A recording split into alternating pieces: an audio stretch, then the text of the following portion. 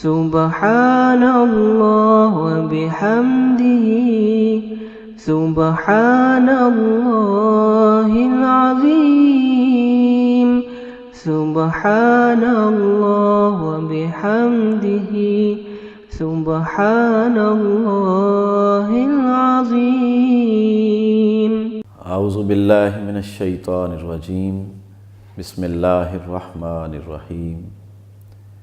وَاعْتَصِمُوا بِحَبْلِ اللَّهِ جَمِيعًا وَلَا تَفَرَّقُوا وَاذْكُرُوا إِذْ كُنْتُمْ أَعْدَاءً فَأَلَّفَ بَيْنَ قُلُوبِكُمْ فَأَصْبَحْتُمْ بِنِعْمَتِهِ إِخْوَانًا وَكُنْتُمْ عَلَى شَفَا حُفْرَةٍ مِّنَ النَّارِ فَأَنْقَذَكُم مِّنْهَا۔ صدق اللہ العظیم۔ اللہ تعالیٰ کا ارشاد گرامی ہے کہ اللہ کی رسی کو سب مل کر مضبوطی کے ساتھ تھام لو اور فرقہ فرقہ نہ ہو جاؤ، اور اللہ تعالیٰ کی اس نعمت کو یاد کرو کہ جب تم ایک دوسرے کے جانی دشمن تھے تو اللہ تعالیٰ کی نعمت خاص کے ساتھ تم آپس میں بھائی بھائی بن گئے، اور تم تو آگ کے گڑھے کے کنارے کھڑے ہوئے تھے، تو اللہ تعالیٰ نے اس دین اسلام کی برکت سے تمہیں اس آگ کے گڑھے میں گرنے سے بچا لیا۔ حضرات و خواتین، مسلمانوں کو ایک بنانے والی چیز اللہ کی کتاب ہے، اس کے ساتھ وابستگی ہی دراصل وہ چیز ہے کہ جس سے اس امت کی فلاح اور نجات وابستہ ہے۔ اس لیے فرمایا کہ وَاعْتَصِمُوا بِحَبْلِ اللَّهِ، اللہ کی رسی کو مضبوطی سے تھام لو۔ اللہ کی رسی کیا ہے؟ حضور صلی اللہ علیہ وسلم نے فرمایا کہ وہ قرآن ہے، یعنی قرآن وہ چیز ہے کہ اگر ہم اس کے ساتھ مجموعی طور پر وابستہ رہیں گے تو باوجود اس کے کہ فروعی نوعیت کے چھوٹے چھوٹے جزوی اختلاف ہوں بھی جائیں تو لیکن ہم گمراہی کے اندر نہیں پڑیں گے اور دین سے دور نہیں نکل جائیں گے۔ لیکن اگر اس قرآن سے ہم جڑے ہوئے نہ رہے تو اصل ہماری بنیاد جو ہے وہ مجروح ہو جائے گی اور ہماری نظریں جو ہیں وہ منتشر ہو جائیں گی۔ تو فرمایا گیا ہے کہ سب مل کر اللہ کی رسی کو مضبوطی سے تھام لو اور فرقہ فرقہ نہ ہو جاؤ۔ فرقہ فرقہ ہونا کیا ہوتا ہے؟ ہم میں سے ہر شخص دوسرے کو فرقہ پرست کہتا ہے اور اپنے آپ کو یہ سمجھتا ہے کہ میں مسلمانوں کے اتحاد کا حامی ہوں، لیکن ہوتا یہ ہے کہ ہر ایک اپنے بنائے ہوئے اصولوں کو ہی حتمی قرار دیتا ہے اور پھر کہتا ہے کہ میں فرقہ بندی نہیں کرتا، فرقہ بندی دوسرے کرتے ہیں۔ تو اس لیے یہ جاننا ضروری ہے کہ فرقہ بندی ہوتی کیا ہے۔ عصر حاضر کے بہت بڑے مفکر سید ابو العلا مودودی رحمۃ اللہ علیہ اس بارے میں فرماتے ہیں کہ فرقہ بندی جو ہے بالعموم 4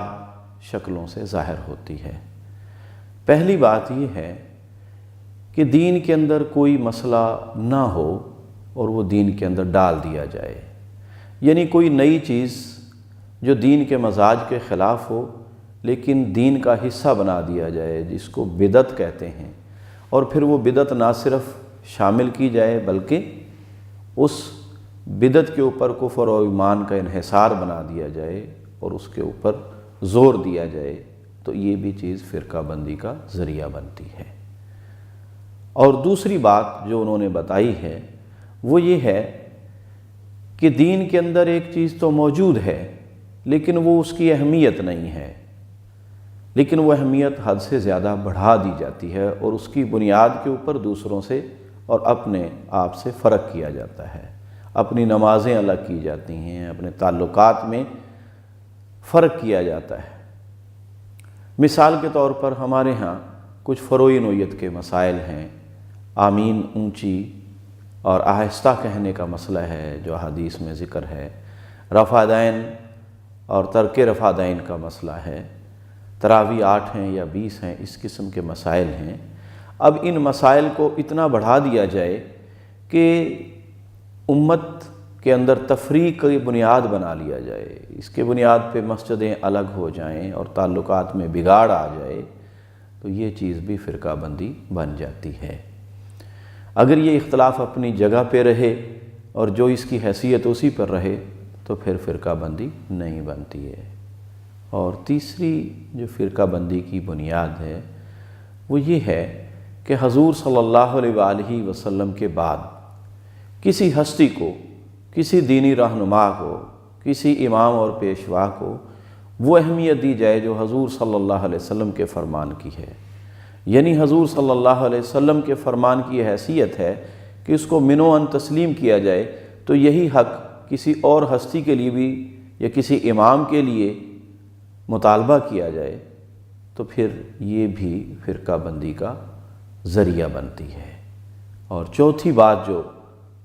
فرقہ بندی کا ذریعہ بنتی ہے وہ یہ ہے کہ کوئی بھی اجتہادی امر ہو، یعنی ایسا مسئلہ جو بعد میں پیش آیا ہے امت کو، اور اس کے اندر مختلف علماء اور مجتہدین کی 2-3 آراء ہوں، مختلف آراء ہوں، ان میں سے اپنے امام کی یا اپنے مجتہد کی رائے کو ہی حتمی قرار دینا اور اسی کے اوپر اصرار کرنا، اور جو اس کو نہ مانے ان کو گمراہ تصور کرنا یا ان کی تکفیر کرنا، یہ وہ چیز ہے کہ جو فرقہ بندی کا ذریعہ بنتی ہے۔ لہٰذا جب یہ کہا گیا ہے کہ وَلَا تَفَرَّقُوا، کہ فرقہ بندی نہ کرو، تو اس سے مقصود یہ ہے کہ حضور صلی اللہ علیہ وآلہ وسلم کے بعد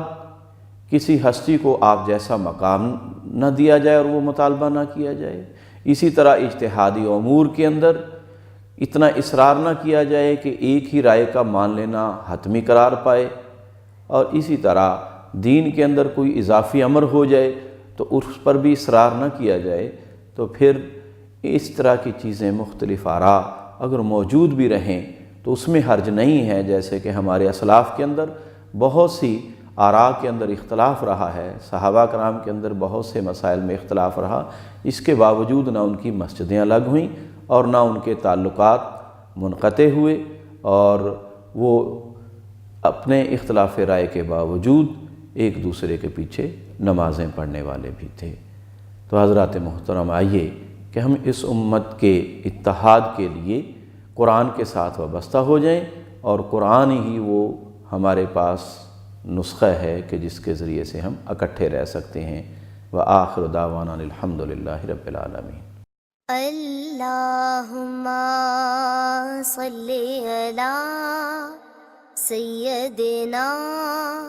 محمد وعلی آلہ وصحبہ وسلم۔ اللہم صلی علی سیدنا محمد وعلی آلہ وصحبہ وسلم۔